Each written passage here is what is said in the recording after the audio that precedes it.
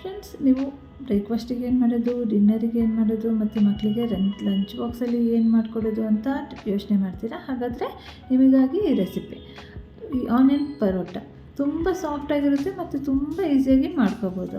ಅದು ಹೇಗೆ ಅಂತ ತೋರಿಸ್ತೀನಿ, ಬನ್ನಿ. ವೆಲ್ಕಮ್ ಟು ಆಹಾರ ದರ್ಶಿನಿ. ಇವತ್ತಿನ ರೆಸಿಪಿ ಬಂದು ಆನಿಯನ್ ಪರೋಟ. ತುಂಬ ಸಾಫ್ಟಾಗಿರುತ್ತೆ, ತುಂಬ ಟೇಸ್ಟಿಯಾಗಿರುತ್ತೆ, ಈಸಿ ಮತ್ತು ಮಾಡೋದು ತುಂಬ ಚೆನ್ನಾಗಿರುತ್ತೆ. ಎಷ್ಟು ಹೊತ್ತಿಟ್ರೂ ಗಟ್ಟಿಯಾಗಲ್ಲ, ಸ್ಮೂತಾಗಿರುತ್ತೆ. ಹಾಗಾಗಿ ಲಂಚ್ ಬಾಕ್ಸಿಗೆ ಕೂಡ ಪ್ಯಾಕ್ ಮಾಡಿ ಕೊಡ್ಬೋದು. ಬನ್ನಿ ಹೇಗೆ ಮಾಡೋದು ಅಂತ ನೋಡೋಣ. ಆದರೆ ಅದಕ್ಕೆ ಮುಂಚೆ ನನ್ನ ಚಾನಲ್ನ ಬೇಗನೆ ಸಬ್ಸ್ಕ್ರೈಬ್ ಮಾಡಿ. ಓಕೆ, ಈಗ ನೋಡಿ, ಫಸ್ಟ್ ಅದಕ್ಕೆ ಸ್ಟಫಿಂಗ್ ಮಾಡ್ಕೊತಾ ಇದ್ದೀನಿ. ನಾನಿಲ್ಲಿ ಸ್ಟವ್ ಮೇಲೆ ಒಂದು ಬಾಂಡಿಟ್ಟಿದ್ದೀನಿ. ಅದಕ್ಕೆ 1 ಟೇಬಲ್ ಸ್ಪೂನಷ್ಟು ಎಣ್ಣೆ ಹಾಕಿ, ಎಣ್ಣೆ ಬಿಸಿ ಆದಮೇಲೆ ಅದಕ್ಕೆ ಸಾಸಿವೆ, ಜೀರಿಗೆ ಹಾಕೋತಾ ಇದ್ದೀನಿ. ಒಂದು ಸ್ವಲ್ಪ ಹಾಕಿದ್ರೆ ಸಾಕು, 1/4 ಟೀ ಸ್ಪೂನಷ್ಟು. ನಂತರ ಅದಕ್ಕೆ ಸ್ವಲ್ಪ ಹಸಿಮೆಣಸಿನಕಾಯಿನ ಸಣ್ಣಗೆ ಕಟ್ ಮಾಡಿ ಹಾಕ್ಕೊಂಡಿದ್ದೀನಿ. ನಂತರ ಸ್ವಲ್ಪ 1/4 ಟೀ ಸ್ಪೂನಷ್ಟು ಶುಂಠಿನ ತುರಿದು ಹಾಕ್ಕೊಂಡಿದ್ದೀನಿ. ಅದನ್ನು ಸ್ವಲ್ಪ ಫ್ರೈ ಮಾಡ್ಕೋಬೇಕು. ಫ್ರೈ ಮಾಡಿ ನಂತರ ಇದಕ್ಕೆ ಆನಿಯನ್ ಹಾಕೋತಾ ಇದ್ದೀನಿ. ಈ ಥರ ಉದ್ದಕ್ಕೆ ಕಟ್ ಮಾಡ್ಕೊಂಡಿದ್ದೀನಿ. ಆನಿಯನ್ ಪರೋಟ ಆಗಿರೋದ್ರಿಂದ ಆನಿಯನ್ ಸ್ವಲ್ಪ ಜಾಸ್ತಿನೇ ಹಾಕೋಬೇಕು. ಇಲ್ಲಿ ನಾನು 3 ದೊಡ್ಡ ಸೈಜಿನ ಈರುಳ್ಳಿನ ಕಟ್ ಮಾಡಿ ತೊಗೊಂಡಿದ್ದೀನಿ. ಈ ಈರುಳ್ಳಿನ 1-2 ಮಿನಿಟ್ ಹಾಗೆ ಮೀಡಿಯಮ್ ಫ್ಲೇಮಲ್ಲಿಟ್ಟು ಫ್ರೈ ಮಾಡ್ಕೊಂಡಿದ್ದೀನಿ. ಫ್ರೈ ಮಾಡಿ ನಂತರ ಅದಕ್ಕೆ ಧನಿಯಾ ಪೌಡ್ರ್ ಹಾಕೋತಾ ಇದ್ದೀನಿ, 1 ಟೀ ಸ್ಪೂನ. ನಂತರ ಅರ್ಧ ಟೀ ಸ್ಪೂನ್ ಜೀರಾ ಪೌಡರ್. ಇದೆಲ್ಲ ಕುಟ್ಟಿ ಪುಡಿ ಮಾಡಿರೋಂಥ ಪೌಡರ್. ಕ್ರಷ್ ಮಾಡ್ಕೋಬೇಕು ಅಷ್ಟೇ, ನೈಸ್ ಪೌಡ್ರನ್ನು ಮಾಡ್ಕೋಬೇಕಾಗಿಲ್ಲ. ನಂತರ ಅದಕ್ಕೆ ಟರ್ಮರಿಕ್ ಹಾಕ್ಕೊಂಡಿದ್ದೀನಿ.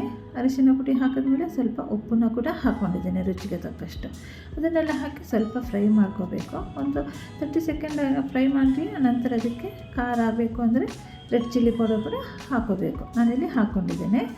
ನಂತರ ಖಾರ ಇನ್ನೂ ಜಾಸ್ತಿ ಬೇಕು ಅಂದರೆ ಸ್ವಲ್ಪ ಜಾಸ್ತಿ ಹಾಕ್ಕೋಬೋದು. ನಂತರ ಇದನ್ನು ಗ್ಯಾಸ್ ಫ್ಲೇಮ್ನ ಮೀಡಿಯಮಲ್ಲೇ ಇಟ್ಟು ಇದನ್ನು ಲಿಡ್ ಕ್ಲೋಸ್ ಮಾಡಿ ಜಸ್ಟ್ 2 ಮಿನಿಟ್ಸ್ ಹಾಗೆ ಬಿಡ್ತೀನಿ. ಸ್ವಲ್ಪ ಆನಿಯನ್ ಸ್ಮೂತ್ ಆಗಲಿ, ಫುಲ್ ಫ್ರೈ ಮಾಡ್ಕೋಬಾರ್ದು, ಸ್ವಲ್ಪ ಫ್ರೈ ಆದರೆ ಸಾಕು. ನೋಡಿ ಇಷ್ಟೇ, ಹೇಗೆ ಸ್ಮೂತ್ ಆಗಿದೆ ಅಲ್ಲ. ಈಗ ಇದರಲ್ಲಿ ಸ್ವಲ್ಪ ಮಾಯ್ಶ್ಚರ್ ಇರುತ್ತಲ್ಲ, ಅದಕ್ಕೋಸ್ಕರ ನಾನಿಲ್ಲಿ ಏನು ಮಾಡ್ತಿದ್ದೀನಿ ಅಂದರೆ 1-2 ಟೀ ಸ್ಪೂನಷ್ಟು ಕಡಲೆ ಹಿಟ್ಟನ್ನು ಹಾಕೋತಾ ಇದ್ದೀನಿ. ಇದು ಹಾಕೋದ್ರಿಂದ ಮಾಯ್ಶ್ಚರ್ ಏನಿರುತ್ತಲ್ಲ ಅದೆಲ್ಲ ಸ್ವಲ್ಪ ಡ್ರೈ ಆಗುತ್ತೆ. ನಂತರ ಧನಿಯಾ ಸೊಪ್ಪನ್ನು ಸ್ವಲ್ಪ ಕಟ್ ಮಾಡಿ ಹಾಕೋತಾ ಇದ್ದೀನಿ. ಈಗ ನೋಡಿ, ಅದೇ ಲೋ ಫ್ಲೇಮಲ್ಲಿಟ್ಟು ಫ್ರೈ ಮಾಡ್ಕೋಬೇಕು. ಈಗ ನೋಡಿ ಹೇಗೆ ಡ್ರೈ ಕಾಣ್ತಿದೆ ಅಲ್ಲ. ಸ್ಟಫಿಂಗ್ ರೆಡಿ ಆಯಿತು ನೋಡಿ. ಈಗ ಚೆನ್ನಾಗಿ ಸ್ವಲ್ಪ ಕಡಲೆ ಹಿಟ್ಟನ್ನು ಫ್ರೈ ಮಾಡಿ ಗೊತ್ತಾಗುತ್ತೆ ನೋಡಿ, ಈ ಥರ ಸ್ವಲ್ಪ ಸ್ಮೂತ್ ಆಗುತ್ತೆ. ಈರುಳ್ಳಿ ಜಾಸ್ತಿ ಫ್ರೈ ಮಾಡ್ಕೊಂಡಿಲ್ಲ, ಅದೊಂದು ಅಬ್ಸರ್ವ್ ಮಾಡಿ. ನಂತರ ಗ್ಯಾಸ್ ಫ್ಲೇಮ್ ಆಫ್ ಮಾಡಿ ಇಡ್ತಾಯಿದ್ದೀನಿ. ಈಗ ಪರೋಟ ಮಾಡಬೇಕಲ್ಲ, ನಾನಿಲ್ಲಿ ಚಪಾತಿ ಹಿಟ್ಟು ಹೇಗೆ ಕಲಸಿಡ್ತೀವಲ್ಲ ಅದೇ ಥರ ಇಟ್ಕೊಂಡಿದ್ದೆ. ಹೇಗೆ ಗೋಧಿ ಹಿಟ್ಟಿಗೆ ನೀರು ಉಪ್ಪು ಹಾಕಿ ಕಲಸಿ ಇಟ್ಕೋಬೇಕು. ಈಗ ಸ್ಟಫಿಂಗ್ ಮಾಡೋಕ್ಕಿಂತ ಮುಂಚೆ ಈ ಥರ ಹಿಟ್ಟನ್ನು ಕಲಸಿಟ್ಕೊಂಡ್ರೆ ತುಂಬ ಈಸಿ ಆಗುತ್ತೆ. ಈಗ ಅದನ್ನು ಚಪಾತಿ ರೋಲ್ ಮಾಡ್ಕೋತೀವಲ್ಲ ಅದೇ ಥರ ರೋಲ್ ಮಾಡ್ಕೋಬೇಕು.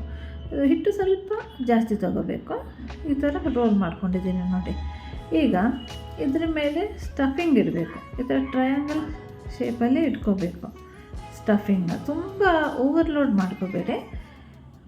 ಸ್ವಲ್ಪ 1 ಟೇಬಲ್ ಸ್ಪೂನಷ್ಟು ತೊಗೊಂಡು ಈ ಥರ ಸ್ಪ್ರೆಡ್ ಮಾಡ್ಕೊತಾ ಇದ್ದೀನಿ.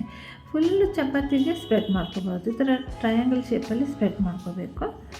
ನಂತರ ಇದಕ್ಕೆ ಫೋಲ್ಡ್ ಮಾಡಬೇಕು. ನೋಡಿ ಇದನ್ನು ಹೇಗೆ ಅಂತ ತೋರಿಸ್ತೀನಿ.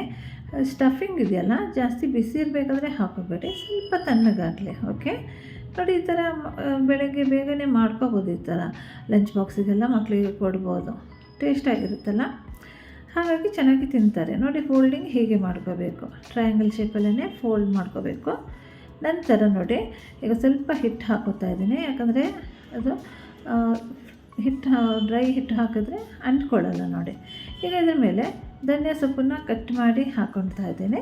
ನಂತರ ಸ್ವಲ್ಪ ಬಿಳಿ ಎಳ್ಳನ್ನು ಹಾಕೋತಾ ಇದ್ದೀನಿ. ಇದು ಸ್ವಲ್ಪ ಚೆನ್ನಾಗಿ ಕಾಣಿಸುತ್ತಲ್ಲ ನೋಡೋಕ್ಕೆ, ಅದಕ್ಕೋಸ್ಕರ ಈ ಥರ ಹಾಕೋತಾ ಇದ್ದೀನಿ.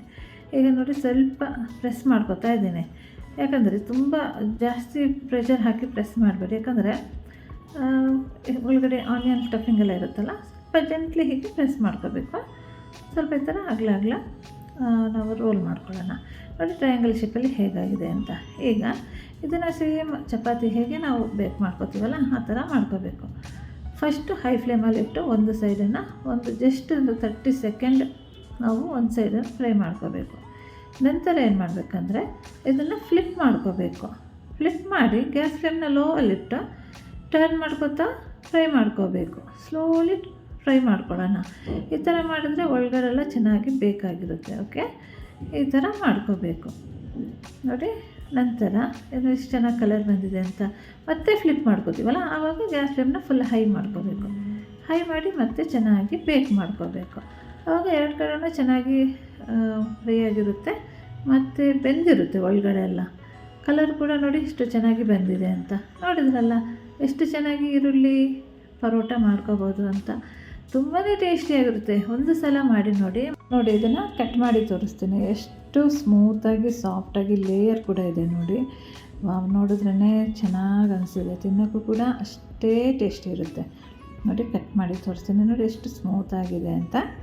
ಮತ್ತು ಇದು ಎಷ್ಟು ತಿಟ್ಟು ಗಟ್ಟಿಯಾಗಲ್ಲ, ಅಷ್ಟೇ ಸಾಫ್ಟಾಗಿರುತ್ತೆ. ನೀವು ಒಂದು ಸಲ ಮಾಡಿ ನೋಡಿ ಬೇಕಾದರೆ.